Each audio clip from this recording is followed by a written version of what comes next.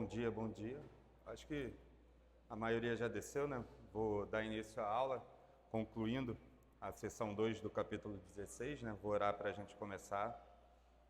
Senhor, Pai amado, muito obrigado por mais um dia do Senhor, Pai. Muito obrigado pelo seu alimento, Pai. O alimento da Tua palavra, pois não só de pão viverá o homem, mas de toda a palavra que provém do Senhor, Pai. Que a gente possa voltar para casa satisfeito, grato por tudo aquilo que nós recebemos nessa manhã, Pai. Instrui-nos a obedecer-te, nos capacita a obedecer-te, nos dá o Teu Santo Espírito, para que a gente viva uma vida digna de ser chamado povo Teu, Pai.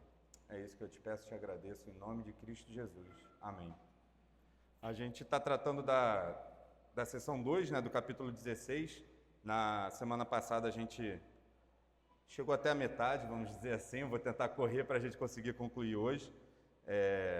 A gente tratou, né, como diz a sessão, na sessão primeira, só fazendo uma revisão rápida, a gente tratou das boas obras, né, o que são essas boas obras, que são as obras ordenadas por Deus em sua palavra, né, e não obras que são feitas, digamos, de um zelo cego ou de uma boa intenção do coração do homem, né?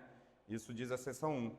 E aí, entrando na sessão 2, a gente deu início, fez uma introdução, né, na aula passada, falando que essas boas obras não acrescentam em nada, né, ao ser e à glória de Deus. Essas boas obras não são feitas, digamos, para que Deus seja maior ou mais glorioso, mas elas são sim um fruto e uma evidência de uma fé viva e verdadeira, que aqueles que são verdadeiramente transformados pelo seu Santo Espírito, eles evidenciam isso através dessas boas obras, né? E aí essa sessão nos traz aí, digamos, 6 pontos, né? Que são manifestações dessa fé viva e verdadeira, que tem efeitos e utilidades para a vida do crente, do povo de Deus e para o mundo, digamos assim, em que a gente vive, né? A gente tratou 2 pontos na aula anterior, a questão da gratidão, né? Que as boas obras são expressões adequadas de gratidão a Deus, e a gente tratou também do segundo ponto, que elas trazem robustez e confiança à nossa fé, né? Que as boas obras fortalecem a segurança dos crentes.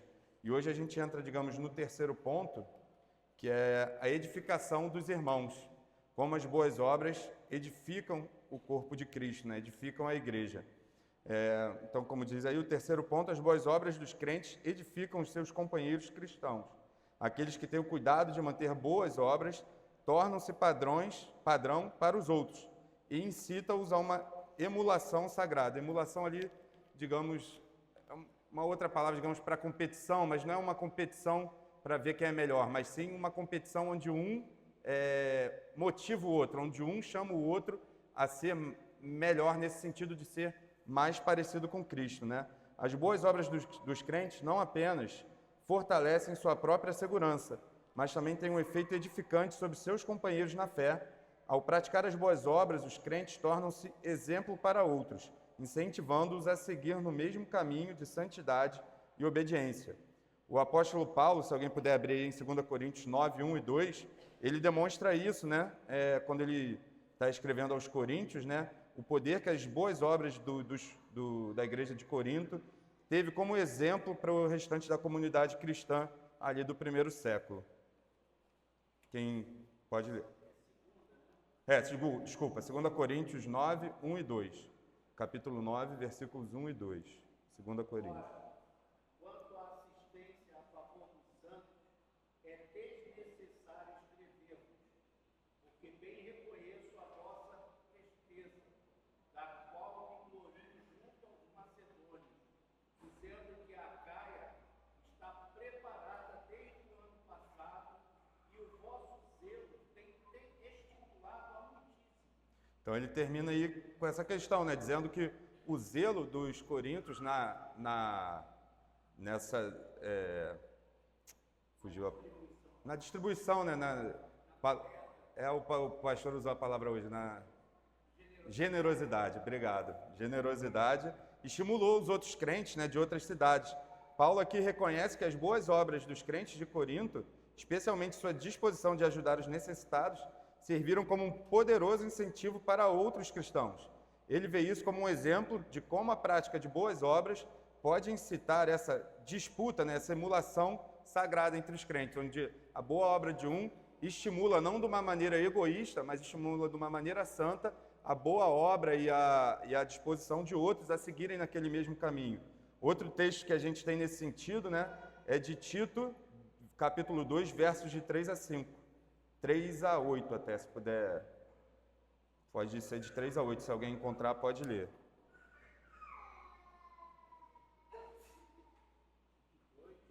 Tito, capítulo 2, versos de 3 até 8.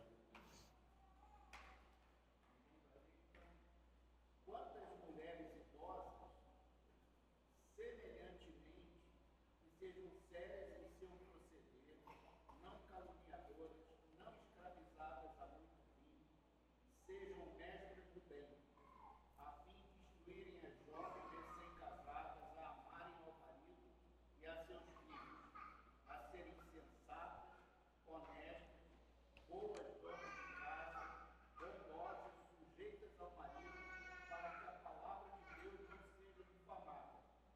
Até o 8, né? Pode ir.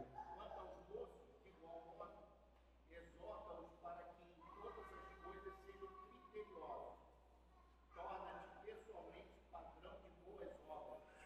No ensino, mostra integridade, reverência, linguagem sadia e irrepreensível, para que o adversário seja envergonhado e não tendo indignidade nenhuma que dizer a nosso respeito. Então ele diz aí dois pontos, né? Primeiro, que as mulheres mais velhas sejam esse exemplo na instrução das mulheres mais jovens, elas mesmas, com o proceder delas, possam motivar as mais jovens a serem exemplos a isso.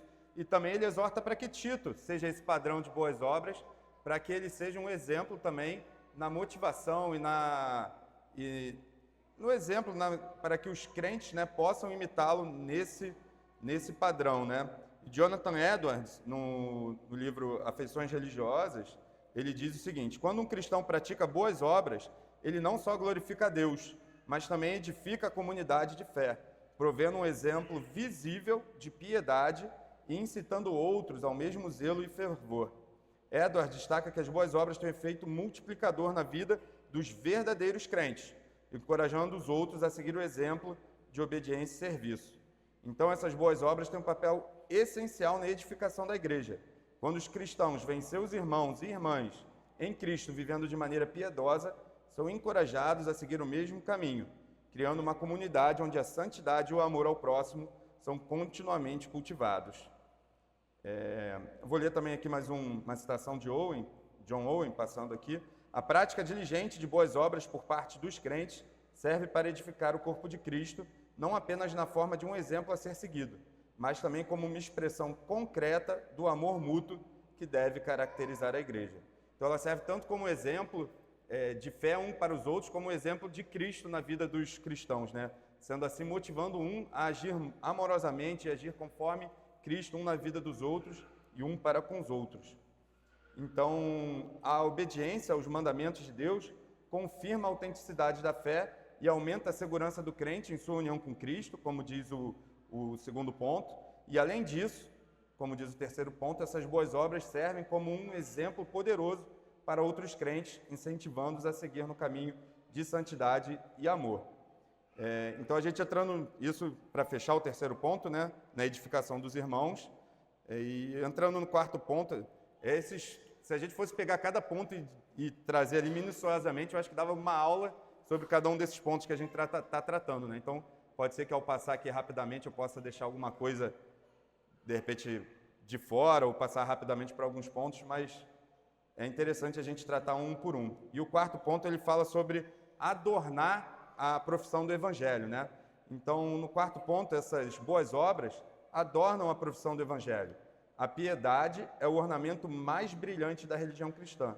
Portanto, os cristãos são exortados pelo fiel cumprimento dos deveres e de sua posição e relação.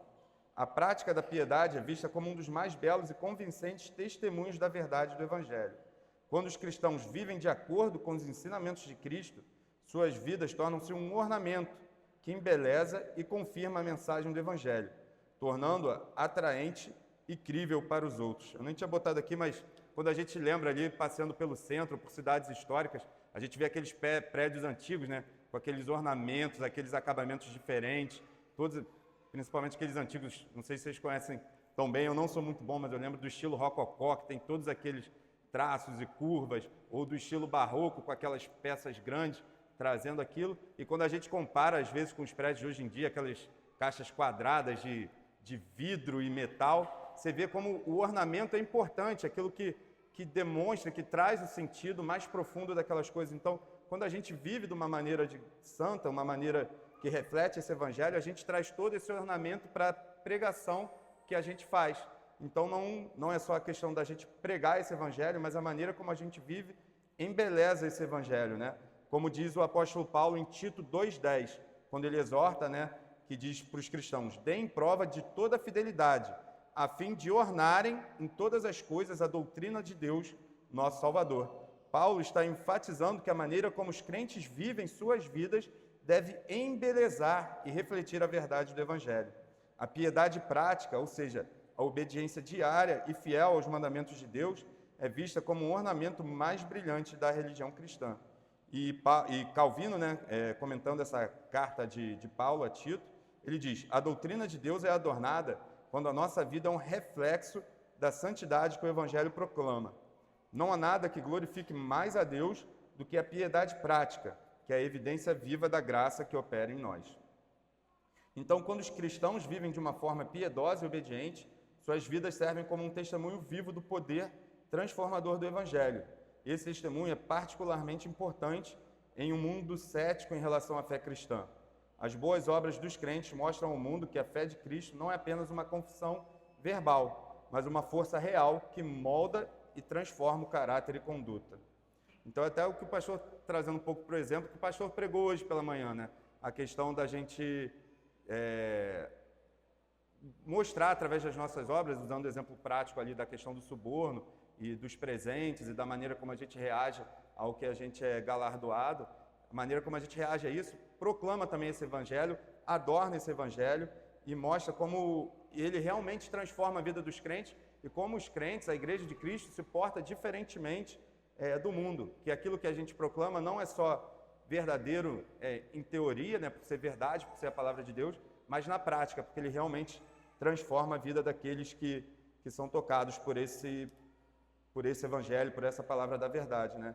E aqui vale até um ponto da gente trazer, porque a cultura em si, por mais que ela, de certa forma, enxergue essa diferença, por a gente estar num mundo que, podemos dizer, seja pós-cristão, muitas vezes ele não vai valorizar aquilo que nós cristãos valorizamos como a verdade, a maneira correta de viver, né? A maneira piedosa, mas nem por isso a gente deve deixar de dizer. A gente vê, trazendo exemplos, por exemplo, quando a gente se coloca em relação a algumas relações homoafetivas, pessoas, homens dizendo mulher, ou mulher que diz que é homem, e a gente se coloca mostrando que isso não é verdade, muitas vezes o mundo vai reprovar e vai dizer que a gente está sendo preconceituoso ou outra coisa, mas isso não deixa de adornar a palavra da verdade, porque aquela é a verdade e a maneira como que a gente vive mostra aquilo, né? A maneira como que a gente se portar diante dessas pessoas de maneira amorosa, mas sem deixar de trazer a palavra da verdade junta.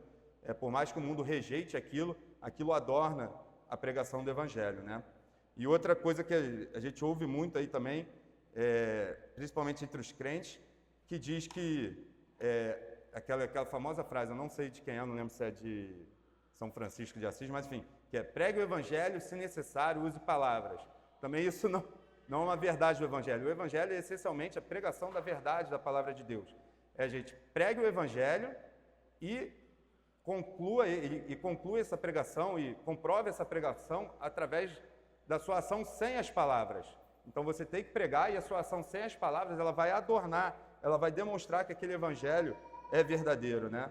Então a exortação de Paulo para adornar a doutrina de Deus em todas as coisas sugere que os cristãos devem buscar refletir o Evangelho em todas as áreas de suas vidas, seja no trabalho, nas relações familiares ou no envolvimento com a comunidade. O objetivo é que em tudo que fazem, eles mostrem a beleza da fé cristã. E aí 2 exemplos também, rapidamente, Eu lembro ano passado, tem cerca de um ano, eu viajando a trabalho, né, dirigindo ali, aí me distraí um momento no trânsito, dei uma encostada num carro da frente. E aí soltou lá o para-choque do carro do rapaz, e aí desde o primeiro momento me chamou a atenção a maneira como ele reagiu. Ele encostou o carro sem se mostrar irritado, saltou, viu, conversei, troquei o telefone com ele, ele veio com um orçamento num valor justo para consertar tudo. E aí no final eu fiquei curioso por aquilo e perguntei para ele, deixa eu te perguntar por curiosidade, o senhor é cristão? Ele falou, sou cristão. E aquilo me chamou a atenção como a prática da vida dele, numa coisa banal que às vezes, por muitas vezes a gente perde a paciência, é um carro quebrado, é um problema ali do dia a dia. Ele estava com a esposa grávida no carro, estava indo levar a esposa para fazer um exame, em nenhum momento o rapaz perdeu a cabeça, em nenhum momento ele de repente quis tirar uma vantagem daquela situação, ganhando, de repente consertando o restante do carro dele. Enfim, ele chegou com um orçamento justo, resolveu e com a maneira com que ele se portou naquilo, ele adornou a vida cristã dele, no dia a dia, realmente nesse caso, sem precisar pregar, mas que alguém que está com o olho atento viu, não, aqui tem alguma coisa diferente, esse rapaz se porta de uma maneira diferente. E da mesma maneira que Lutero, né, aquele exemplo muito famoso de Lutero e o sapateiro, onde o sapateiro chega para Lutero, pô, como é que eu posso servir a Deus? Eu sou só um simples sapateiro, não sou um clérigo, não sou padre, como é que eu posso servir a Deus com a minha profissão? E Lutero diz, né, faça um sapato um bom sapato e venda pelo preço justo, pelo preço adequado. E com isso você vai estar glorificando a Deus. Então são nessas coisas, como foi pregado hoje, quando a gente se porta da maneira que o Evangelho diz, muitas vezes diante da nossa sociedade, coisas que, digamos, não são ilegais, mas diante da palavra de Deus são imorais, são coisas que não se adequam à palavra de Deus, a gente deve se portar de maneira que a gente orne o Evangelho com a maneira com que a gente vive, né? Então eu gosto até muito de uma frase de um livro de Schaeffer. Quando a gente lembra de ornamento, a gente lembra de arte, lembra de detalhe, de você fazer alguma coisa bonita, agradável aos olhos, né? E é uma frase que ele fecha um livro onde ele está tratando como a Bíblia e a arte podem se adequar, né? E ele diz o seguinte, sugiro que tomemos todas essas perspectivas sobre a arte e consideremos como elas se aplicam à nossa própria vida cristã. Talvez seja uma boa ideia ler esse livro novamente e aplicá-lo especificamente à sua vida como cristão. Nenhuma obra de arte é mais importante que a própria vida do cristão, e todo cristão deve se preocupar em ser um artista nesse sentido. Ele pode não ter o dom da escrita, nem da composição ou do canto, mas toda pessoa tem o dom da criatividade no que diz respeito à forma como vive sua vida.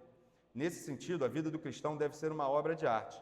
A vida do cristão deve ser algo verdadeiro e belo em meio a um mundo perdido e desesperado. Então, essa beleza do Evangelho que a gente encontra na Palavra de Deus deve se transparecer na nossa vida, né? Na maneira como a gente vive. E esse é o quarto ponto, né? Que é adornar a profissão do Evangelho. E esse é um efeito e uma utilidade dessas boas obras, né? O quinto ponto, que seria tapar a boca dos nossos adversários, né? O quinto ponto que a nossa confissão de fé traz sobre essa manifestação da fé verdadeira é que ela cala a boca dos adversários. Quando os cristãos professos têm uma conversa que se torna evangelística e estão prontos para qualquer boa obra, eles verdadeiramente demonstram o cristianismo, a verdadeira religião que é a verdadeira religião, né, a outras pessoas. Silenciam os adversários da verdade e os convence da injustiça daqueles que atacam o evangelho como sendo tendentes à licenciosidade. O testemunho das boas obras não apenas embeleza e autentica a profissão do evangelho, mas também tem um impacto significativo ao silenciar os adversários da fé cristã. Quando os cristãos vivem de forma coerente com os ensinamentos de Cristo, suas ações, por muitas vezes, refutam as acusações e as críticas dos opositores do Evangelho, mostrando que a fé cristã é uma força para o bem e não um incentivo à licenciosidade ou ao mal. Então, se alguém puder abrir aí em 1 Pedro, primeira epístola de Pedro, capítulo 2, versículo 15.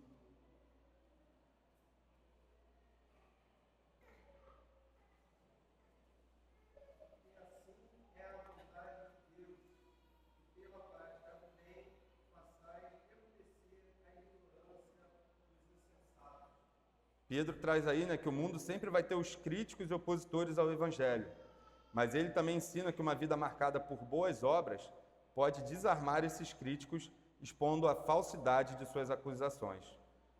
Então, trazer mais um versículo aqui de Calvino para depois entrar no exemplo. Versículo não, desculpa. Uma citação de Calvino. O 12. Pode ler, quem tiver com o texto aberto, pode ler.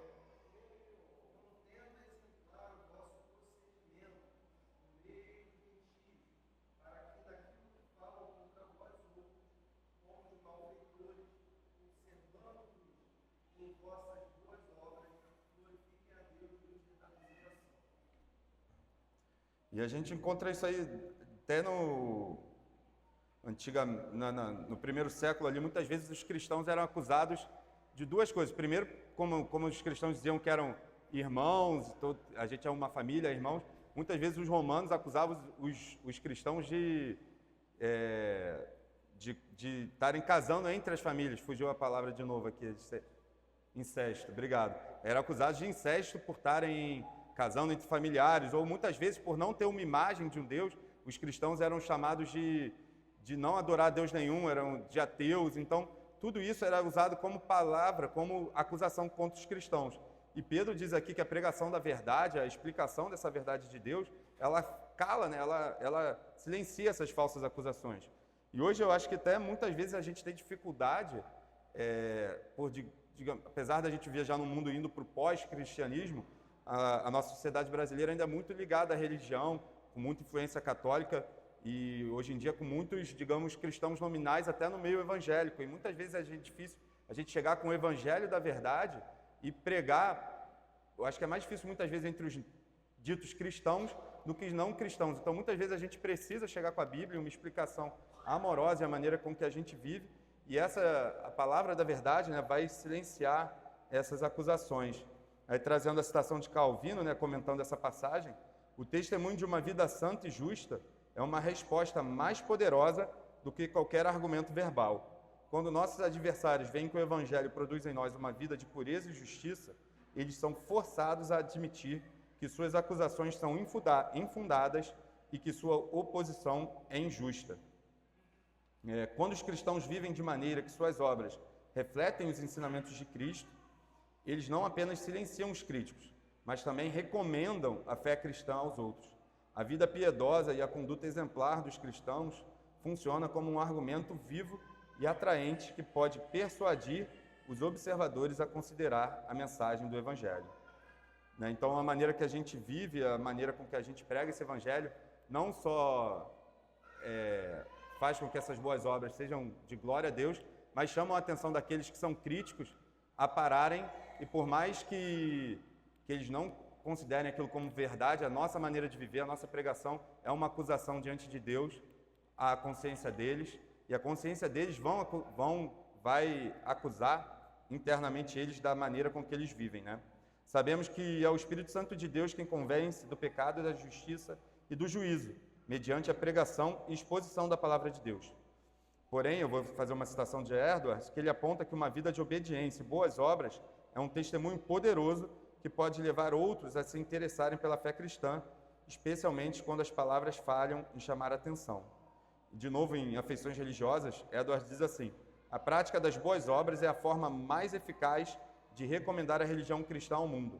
As palavras podem ser contestadas, mas uma vida piedosa e justa é inquestionável, pois ela demonstra a verdade do Evangelho de maneira palpável e convincente.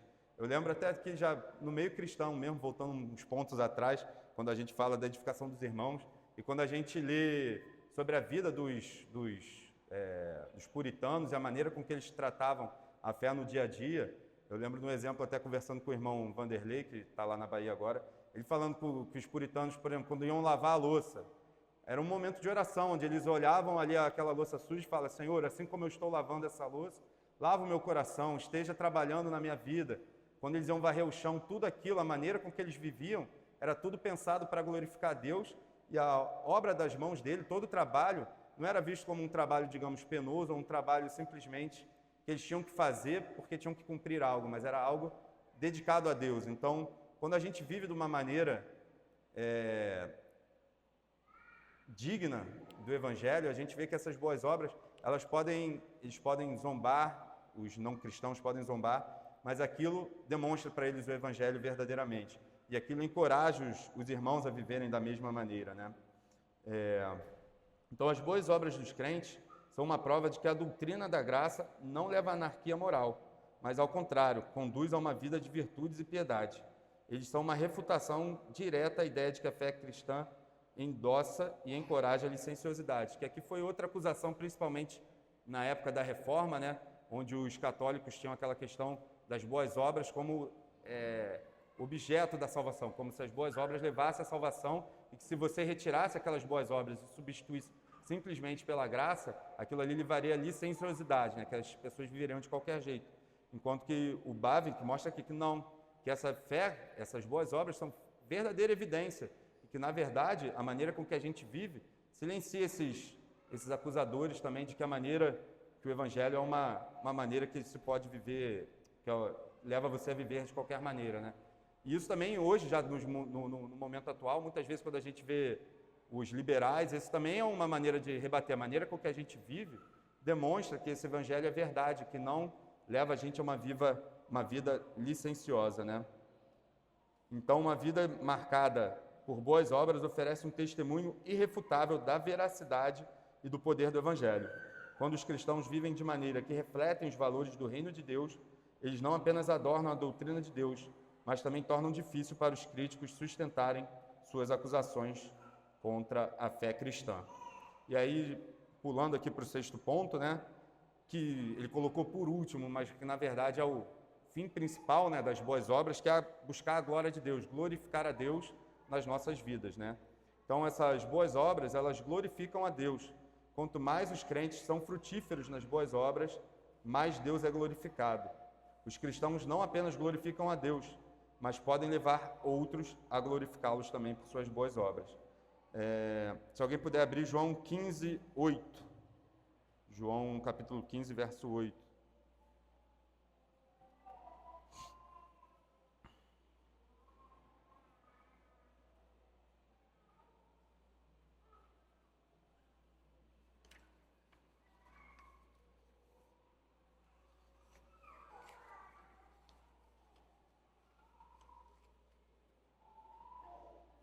Quem encontrar pode ler. Isto é glorificado meu Pai, em que tendes muito fruto, e assim vos tornareis meus discípulos. Então a gente vê que as boas obras têm um papel essencial na vida cristã, pois não apenas adornam essa profissão de fé, silenciam os adversários, mas também glorificam a Deus de maneira profunda e significativa. Este glorificar a Deus não se restringe apenas à vida dos crentes, mas se estende aos outros também, que ao verem essas boas obras, serão levados a glorificar a Deus.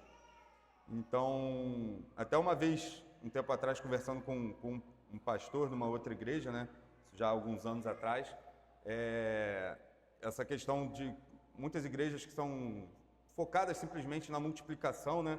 Eu postei um texto, se eu não me engano, era do Tozer, onde falava que era uma reflexão, ele falando, se ao invés da gente se preocupar só de repente fazer cada vez mais e mais cristãos, a gente se preocupasse em discipular e fazer cristãos melhores diante daqueles que a gente já tem. Não que a evangelização não seja algo a se preocupar, mas a preocupação dele na edificação dos crentes, né, daqueles que já estão na igreja.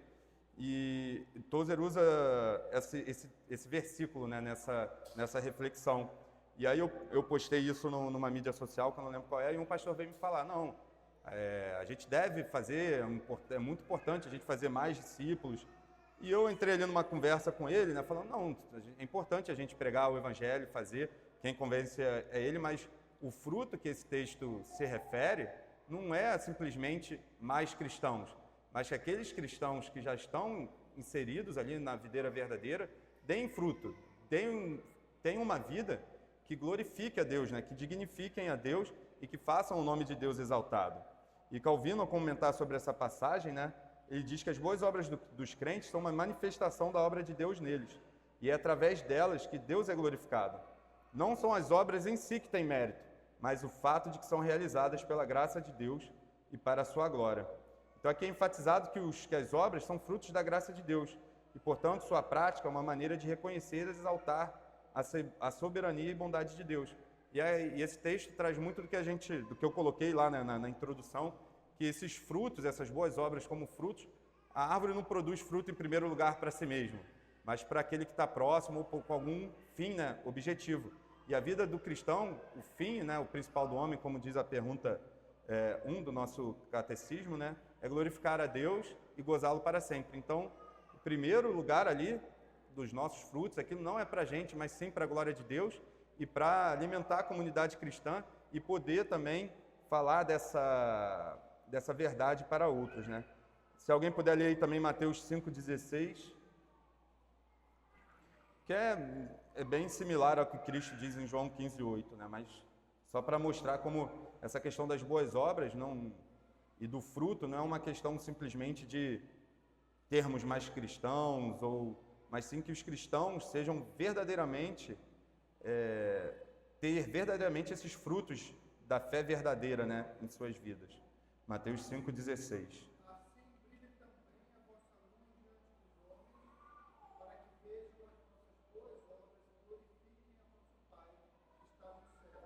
Então aqui a imagem da luz brilhando diante dos homens indica que as boas obras dos crentes são visíveis e têm um impacto no mundo ao seu redor.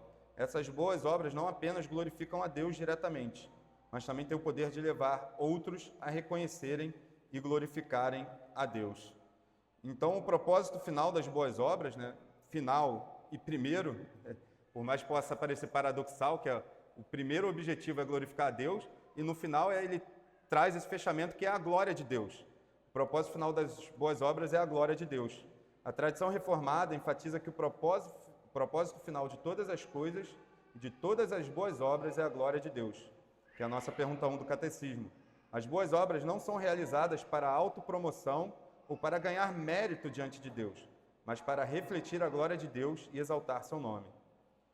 Então, o fim último das boas obras, como diz Bavinck, é a glória de Deus. Elas são um reflexo da imagem de Deus restaurada no crente e são realizadas para magnificar o nome de Deus, mostrando ao mundo a excelência de seu caráter e suas obras. Então essas boas obras são um testemunho coletivo da igreja. Além de glorificar a Deus individualmente, as boas obras realizadas pelos crentes como corpo coletivo têm um impacto ainda maior. Quando a comunidade cristã vive de maneira que reflete os ensinamentos de Cristo, ela se torna um testemunho poderoso para o mundo, revelando a glória de Deus de maneira coletiva.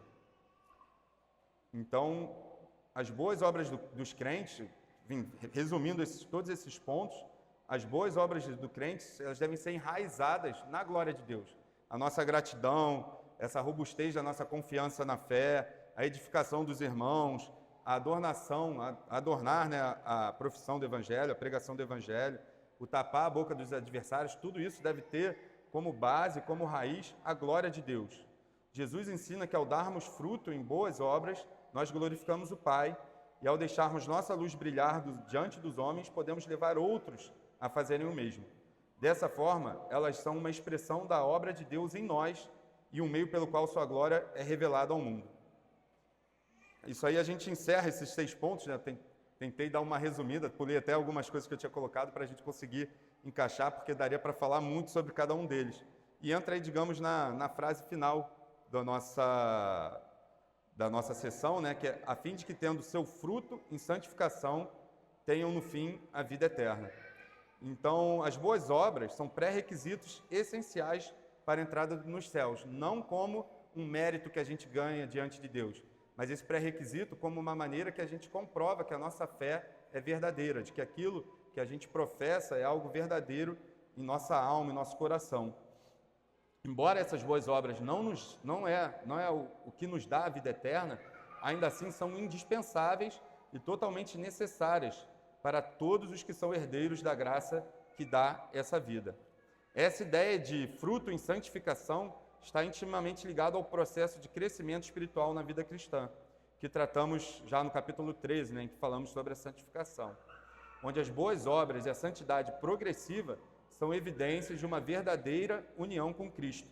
A ideia aqui, né, dessa última frase, é que ao longo da vida, os cristãos devem produzir frutos que reflitam essa santificação e que é esse processo, né, de ser moldado à imagem de Cristo. E ele culmina, aí sim, na vida eterna, onde a gente ali é completo e Deus completa essa boa obra em nós para que a gente possa adentrar, né, no reino celestial de uma vez para a eternidade. Então, ela culmina na vida eterna, que é a recompensa final para aqueles que perseveram na fé.